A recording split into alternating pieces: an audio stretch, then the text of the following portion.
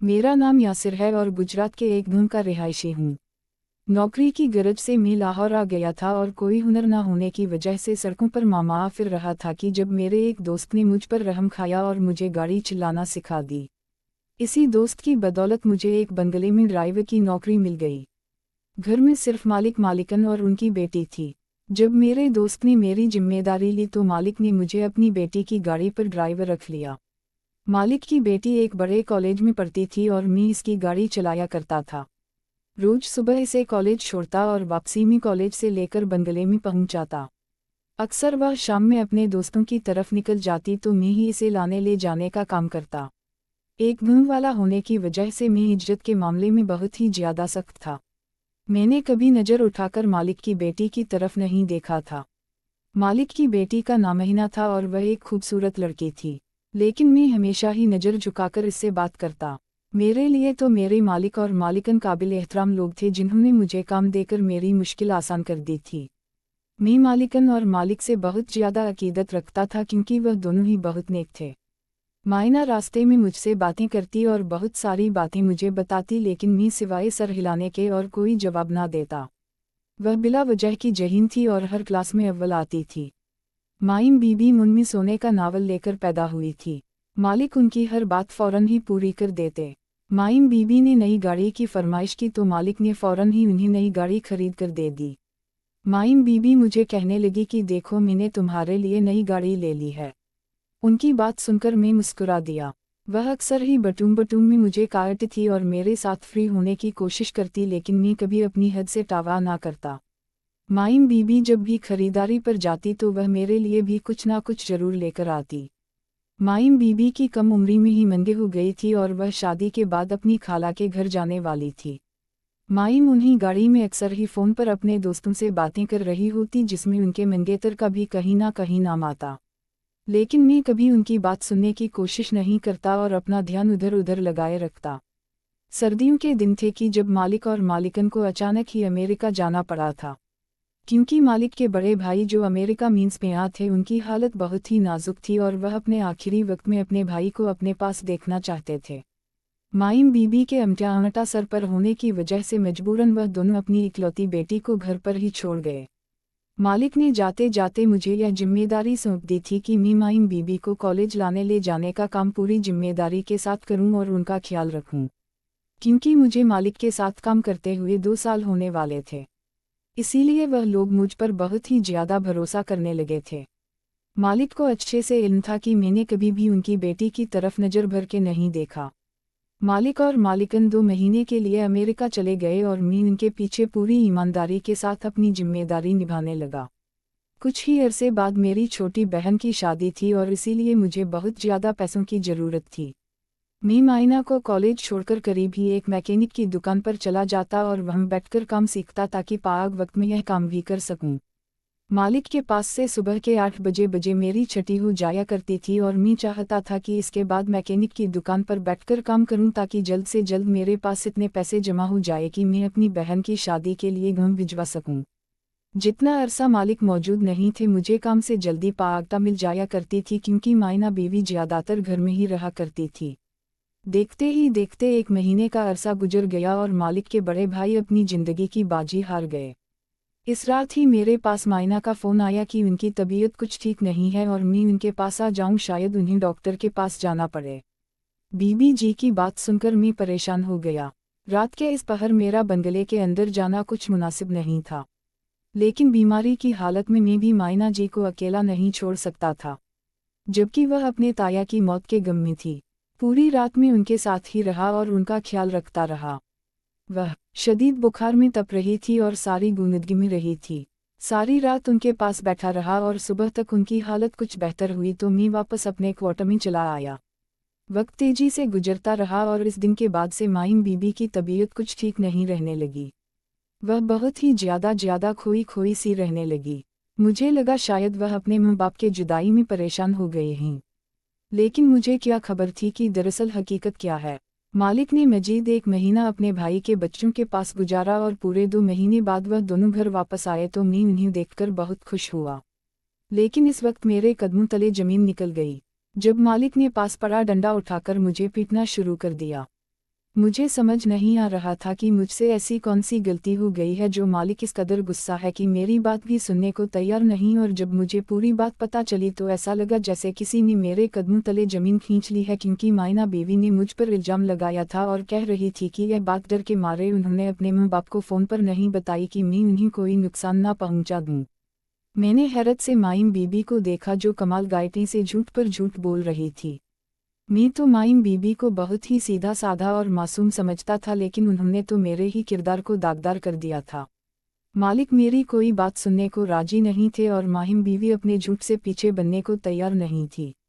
वह कह रही थी कि जिस रात ताया का इंतकाल हुआ इस रात की बात है, लेकिन मैंने आपको पहले नहीं बताई। मालिक ने पुलिस को बिलका मुझे जेल में डलवाने का फैसला किया था, लेकिन मायना बीबी ने उन्हें रोक दिया था। मायना ने अपने वालिद को कहा कि ऐसा करने से उनकी इज्जत पर आंच आएगी। मायना के वालिद मुझे नौकरी से निकाल चुके थे और मैं बहुत ही ज़्यादा परेशान था। मेरे पास करने के लिए कोई काम नहीं था और इतनी जल्दी मुझे दूसरी नौकरी भी नहीं मिल रही थी, जबकि मेरी बहन की शादी सर पर आ गई थी। मैं मालिक के दिए हुए साविंटा क्वार्टर में रहता था और अब मेरे पास रहने के लिए भी कोई जगह नहीं।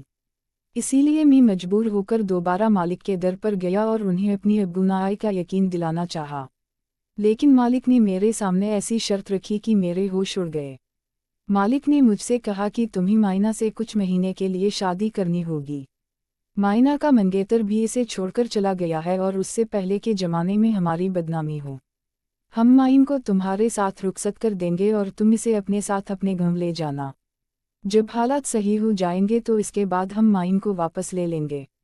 मैं जानता था कि मायना ने झूठ बोला है, लेकिन इसके बावजूद मैं इस पर राजी हो गया था, क्योंकि मुझे अपनी बहन की शादी के लिए पैसों की ज़रूरत थी और इतने पैसे मुझे सिर्फ मालिक ही दे सकते थे। इसीलिए मैंने मामना से शादी करने के लिए हामी भर ली और उसके साथ निकाह करके इसे गांव ले आया। माइम बहुत खामोश थी और मैंने भी गांव पहुंचने तक सारा रास्ता इससे कोई बात ना की थी। निकाह के फौरन बाद में हम दोनों गाड़ी के जरिए गांव आ गए थे। मेरी माँ और घर वाले माहिम को देखकर हैरान रह गए, और जब मैंने अपनी माँ को बताया कि मैंने शादी कर ली है तो मेरी माँ हैरान रह गई और कहने लगी कि इतनी बड़ी बात तूने मुझे बताई भी नहीं। तेरी शादी को लेकर मेरे कितने अरमान थे। लेकिन फिर माहिम की मौजूदगी को महसूस करते हुए मेरी माँ खामोश हो गई और माहिम को प्यार करने लगी। माइम बहुत ही खूबसूरत थी और इतनी प्यारी बहू देखकर मेरी माँ की सारी शिकायतें दूर हो गई और वह मायना को मेरे कमरे में ले गई और इसे गांव की औरतों की तरह सजाने लगी। मैं बहन की शादी के इंतजामात देखने लगा और शाम ढाल जब कमरे में आया तो मायना दुल्हन के रूप में मेरे बिस्तर पर बैठी हुई थी। इसे देखकर मैं ससरा रह गया। वह कोई हुआ मालूम होती थी। पहली नज़र में ही मैं अपनी बीवी पर दिल हार बैठा था, लेकिन मैं कैसे भूल सकता था कि मेरी इसी बीवी ने मुझे किस तरह बड़केड़ा साबित किया है। मैं इसके करीब बेड पर आकर बैठा तो वह खौफ के मारे लाने लगी। वह अच्छे से जानती थी कि इसने मुझसे किस तरह शादी की है। मैं इससे पहले कि इससे कुछ कहता वह खुद ही रोने लगी और मेरे कदमों में बैठ गई। इसके आंसू मेरे दिल पर गिर रहे थे, क्योंकि मैंने इसे हमेशा ही बहुत मकालिस और अच्छा पाया था। मायना रोते हुए मुझसे कहने लगी कि इसने जो इल्ज़ाम मुझ पर लगाया है उसके लिए शर्मिंदा है और इसे अपनी गलती का पूरी तरह एहसास है, लेकिन यह सब कुछ इसने मुझे बदनाम करने के लिए नहीं किया बल्कि बहुत ही मजबूरी में किया है। मैंने कहर बरसाती निगाहों से मामना को देखा और इसे साफ लफ्ज़ों में कह दिया कि तुमने कितनी मजबूरी में ही यह सब क्यों ना किया हो, लेकिन तुम्हारे इस अमल से मेरी इज्जत दो कौड़ी की भी ना रही। तुम अपने गुनाह को मेरे साथ टाऊ पाकर सरकाऊ हो गई और मैं बेगुनाह होते हुए भी अपने मालिक के नज़रों में गिर गया। मैं चाहकर भी तुम्हें कभी माफ़ नहीं कर पाऊंगा, लेकिन मैं इतना कम आपा नहीं हूँ कि अपने निकाह में आई औरत के साथ कोई ज्यादती करूँ। इसीलिए तुम इस कमरे में आसानी से रह सकती हो, तुम्हें किसी चीज़ की कोई तकलीफ नहीं होगी, और जब तुम अपने गुनाह को इस दुनिया में ले आओ तो यहाँ से जाने पर भी आज़ाद होगी। मैं खुद तुम्हें तुम्हारे घर छोड़ आऊँगा। मैं माइम को अपने कदमों से उठाकर बेड पर बिठट हुए कमरे से बाहर निकलने लगा। जब माइम के लफ्ज़ों ने मेरे कदमों को जंजीर कर दिया, वह कहने लगी कि मैंने कोई गुनाह नहीं किया है कि जिसके आने तक मुझे यहाँ इंतजार करना पड़े। ना ही मैंने आपको आपके मालिक की नज़रों में गिराया है, बल्कि आपके मालिक तो आपसे बहुत मोहब्बत करते हैं और वह आप पर सबसे ज़्यादा भरोसा करते हैं, और इसीलिए आपके मालिक ने अपनी ज़िंदगी की सबसे कीमती चीज़ आपको सौंप दी है और मुझे यह हुक्म दिया था कि मैं शादी के बाद आपको सारी हकीकत बता दूँ। मायना की बातों ने मुझे हैरान कर दिया था। मी पलटकर मायना का चेहरा देखने लगा जहाँ मासूमियत छाई हुई थी। वह इस वक्त एक 20 साल की मासूम सी लड़की थी जो ना जाने हालात में गुजारा कर रही थी। मायना कहने लगी कि इसके वालिद ने मुझसे यह झूठ कहा है और उसके वालिद ने यह सब बहुत मजबूरी में किया है क्योंकि वह अपनी बेटी की जान बचाना चाहते थे। मायना ने मेरे करीब आकर मेरा हाथ अपने हाथों में थाम लिया और मुझे अपने साथ बेड पर बैठ गई।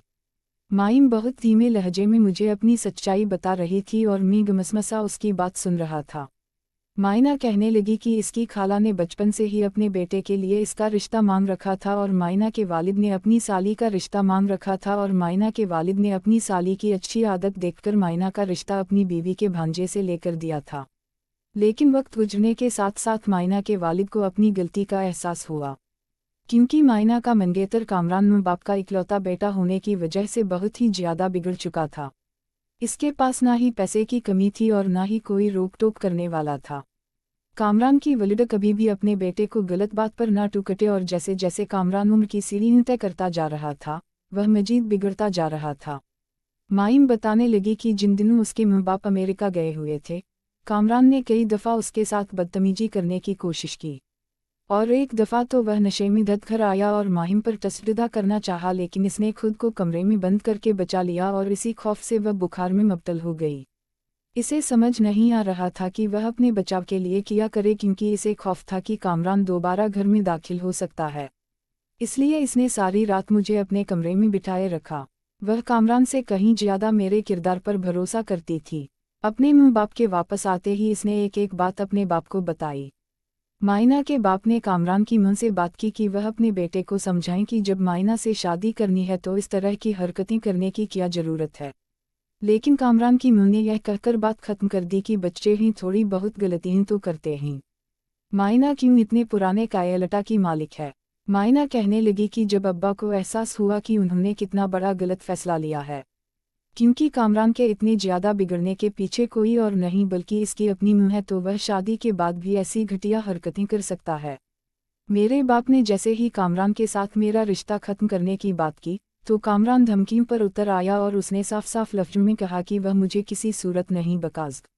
अब्बा मुझे लेकर बहुत ज़्यादा परेशान थे कि जब उन्हें लाउंज के शीशे के पार तुम गाड़ी साफ़ करते दिखाई दिए। मैंने अब्बा को यह भी बताया था कि ताया के इंतकाल वाली रात तुमने सारी रात बैठकर मेरी हिफाजत की थी। अब्बा को अंदाजा हो गया था कि तुम एक पुख्ता किरदार के मालिक हो, इसलिए अब्बा ने यह फैसला किया कि वह तुमसे मेरी शादी करवा दें और कामरान से फ्री तौर पर छुटकारा हासिल कर ले। लेकिन कामरान यह शादी इतनी आसानी से नहीं होने दे सकता था, इसीलिए अब्बा ने खाला को यही बात बताई। खाला ने खुद ही यह रिश्ता तोड़ दिया क्योंकि वह इज्जतदार लोग ऐसी लालकी को बहू नहीं बना सकते थे। अब्बा तुम्हें पहले ही रोज सारी हकीकत बता देना चाहते थे, लेकिन अब्बा को डर था कि अगर तुमने शादी से मना कर दिया तो वह क्या करेंगे। इसीलिए अब्बा ने जानबूझकर तुम्हें देखते ही मारना शुरू किया और तुम पर इल्ज़ाम लगाया और तुम्हें नौकरी से निकाल दिया, क्योंकि अब्बा जानते थे कि तुम्हें पैसों की बहुत ज़रूरत है।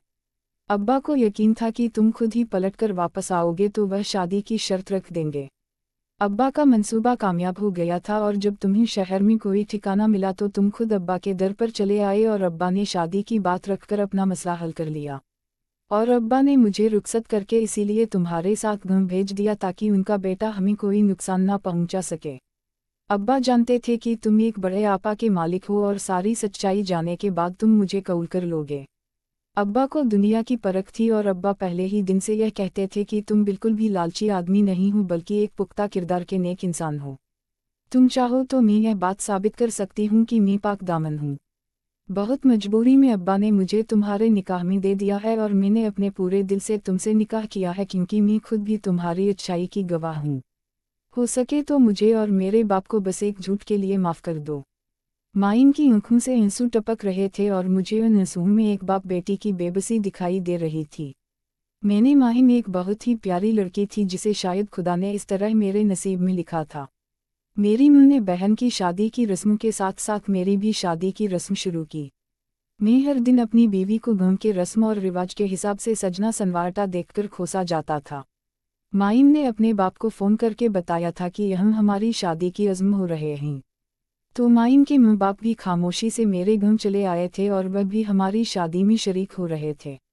میرے مالک نے آتے ہی ہاتھ جوڑ کر مجھ سے اپنے کیے کی معافی مانگی تھی، لیکن میں تو انہیں پہلے ہی معاف کر چکا تھا۔ میں خود ایک بہن کا بھائی تھا اور مجھے اچھی طرح اندازہ تھا کہ کوئی بھی باپا بھائی اپنی بیٹی کی شادی کسی بھی ایسے شخص سے نہیں کر سکتا جو بڑکیڑا ہو۔ ایک بات جو مجھے اچھی طرح سمجھ آ گئی تھی کہ اپنے بچوں کی قسمت کے فیصلے ان کے بچپن میں نہیں کرنی چاہیے، کیونکہ بڑے ہو کر وہ نہ جانے کون سا راستہ اختیار کریں، ان کے دل میں کسی اور کی محبت گھر جائے۔ آپ اس بات سے واقف نہیں ہو سکتے، اور آپ کی بہن بیٹی اتنی اجا نہیں ہوتی کہ آپ اسے کسی بڑکیڑا شخص کے ساتھ اسے بیاں دیں جس کے دل میں کسی اور کی تصویر ہو۔